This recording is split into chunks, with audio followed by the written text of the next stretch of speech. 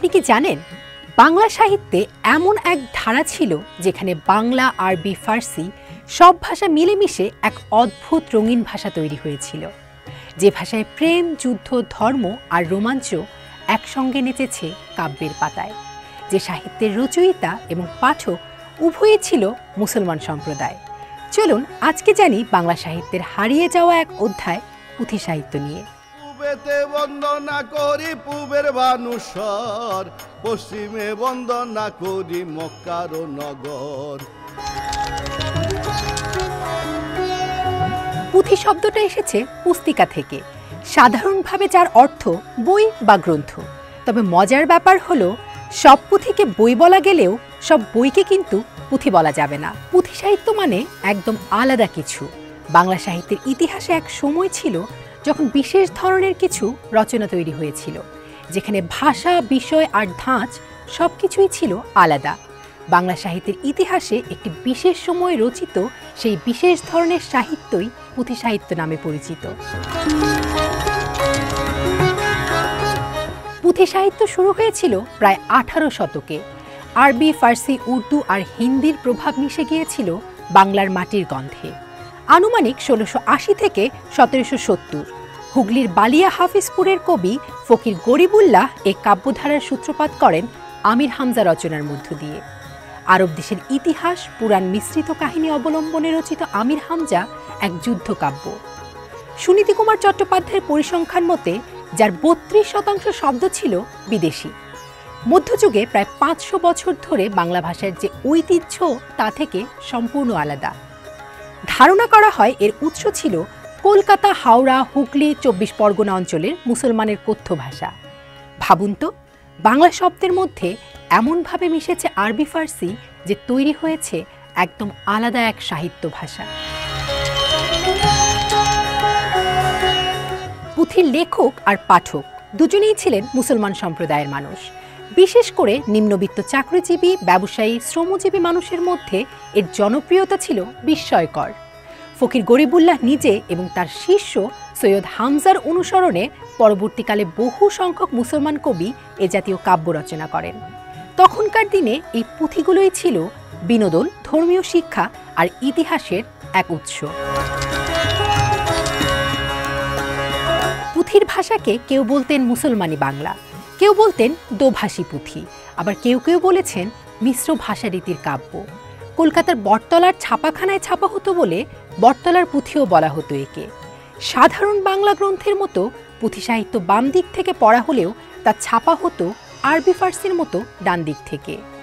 পয়ার ত্রিপদী ছন্দে রচিত, অলঙ্কার বিবর্জিত, গদ্যধর্মী সরল ভাষা এর অন্যতম বৈশিষ্ট্য। বিষয় ও রস বিচারে পুঁথি সাহিত্য 6 ভাগে ভাগ করা যায়। যেমন রোমান্টিক প্রণয় কাব্য, ইউসুফ জুলেখা, লাইলি মজনু; জঙ্গনামা বা যুদ্ধকাব্য, যেমন আমির হামজা, হাতেম তাই; নবী আউলিয়ার জীবনী কাব্য, লৌকিক পীরের পাঁচালী; ইসলামের ইতিহাস, ধর্ম, রাজনীতি বিষয়ক শাস্ত্রকাব্য এবং সমসাময়িক ঘটনা নির্ভর কাব্য।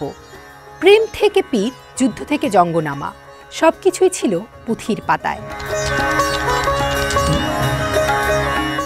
কাগজ আবিষ্কারের আগে পুঁথি লেখার জন্য ব্যবহৃত হতো চামড়া, ভূর্জপত্র, তেরেটপত্র, গাছের বাকল, কলা ও তালপাতার মতো প্রাকৃতিক উপাদান। এগুলো জলে ভিজিয়ে, সেদ্ধ করে ও শুকিয়ে লেখার উপযোগী করা হতো। ফলে রং হতো ধূসর বা পাণ্ডু এবং টেকসই হতো। পরে এসব উপকরণের সীমাবদ্ধতা দূর করতে শন, তুলা, তিসি ও ছেঁড়া কাপড়ের তন্তু দিয়ে তৈরি হয় তুলট কাগজ। লেখার জন্য বাঁশের কঞ্চি, পাখির পালক বা নলজাত ঘাস ব্যবহার করা হতো কলম হিসেবে। আর কালি তৈরি হতো শিমুলের ছাল, জবা, গাব, আমলকি, কাঠকয়লা ও পোড়া চালের গুঁড়ো সহ নানা প্রাকৃতিক উপাদান থেকে। ইউসুফ জুলেখা, লাইলি মজনু, শিরি ফরহাদ এসব ছিল প্রেমের কাব্য। আর আমির হামজা, সোনাভান, জৈগুনের পুঁথি, হাতেম তাই এসব কাব্যে পাওয়া যেত বীর পুরুষদের যুদ্ধ আর ইসলাম প্রচারের গল্প। এরপর আছে নবী, পীর আর আউলিয়াদের জীবনী ভিত্তিক কাব্য, যেমন কাসাসুল আম্বিয়া, তাজকিরাতুল আউলিয়া। তবে সবচেয়ে চমৎকার অংশ হলো যেখানে হিন্দু দেবতা আর মুসলমান পীরের গল্প একসঙ্গে, যেমন সত্যপীরের পাঁচালী, গালুকাজির চম্পাবতী বা বনবিবির জহুরনামা। আরও ছিল ধর্মীয় উপদেশ ভিত্তিক পুঁথি, নসিহতনামা বা ফজিলতের দরুদের মতো।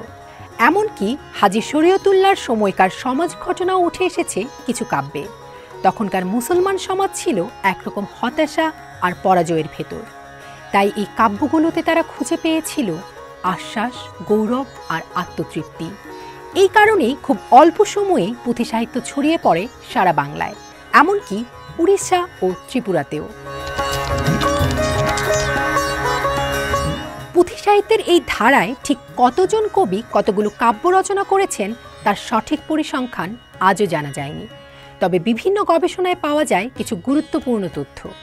1855 সালে জেমস লং তার এ ডেসক্রিপটিভ ক্যাটালগ অফ বেঙ্গলি ওয়ার্কার্সে 41টি দোভাষী পুঁথির তালিকা প্রকাশ করেন। 1964 সালে মোহাম্মদ মনসুর উদ্দিন বাংলা সাহিত্যে মুসলমান সাধনা গ্রন্থে উল্লেখ করেন 270টি দোভাষী পুঁথির কথা, যদিও রচয়িতাদের নাম সেখানে নেই। অন্যদিকে অধ্যাপক আহমদ শরীফ সম্পাদিত পুঁথি পরিচিতি গ্রন্থে পাওয়া যায় শতাধিক কবির প্রায় 200 পুঁথির তালিকা।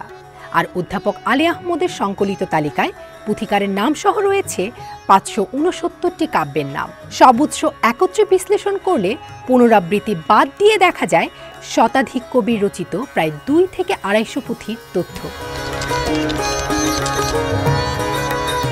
যখন বাংলা সাহিত্যে এলো রাজা রামমোহন রায়, বিদ্যাসাগর, মধুসূদন দত্ত, তখন শুরু হলো আধুনিক গদ্যের যুগ। ফোর্ট উইলিয়াম কলেজের পণ্ডিতি বাংলা আর কোম্পানির ভাষানীতি বদলে দিল সবকিছু। মুসলমান সমাজও ধীরে ধীরে পুঁথির ভাষা ত্যাগ করল। আজ পুঁথি সাহিত্য রয়ে গেছে শুধু ইতিহাসের পাতায় এক অধ্যায় হয়ে। তবুও ভাবুন, এই পুঁথিগুলোর ভেতরেই লুকিয়ে আছে একসময়ের সমাজ, ভাষা আর সংস্কৃতির চিত্র, যেখানে দেখা যায় একজন বাঙালি মুসলমান কেমন করে নিজের সাহিত্য তৈরি করেছিল নিজের কণ্ঠে। সেই কণ্ঠ, সেই ভাষা আজও আমাদের সংস্কৃতির অমূল্য সম্পদ। মা বাবা স্বামী কন্যা কান্দিয়া ভাসিল, কমলা ডুবিল জলে।